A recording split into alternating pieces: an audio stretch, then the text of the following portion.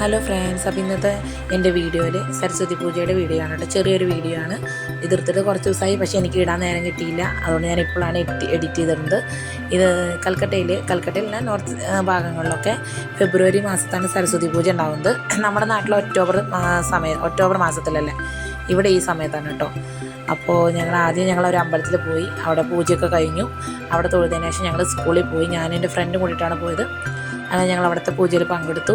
ഞങ്ങൾ ചെലുമ്പളിക്കൊക്കെ എല്ലാവരും പൂജ കഴിഞ്ഞ് തിരിച്ചു പോകാൻ തുടങ്ങിയിരുന്നു കേട്ടോ.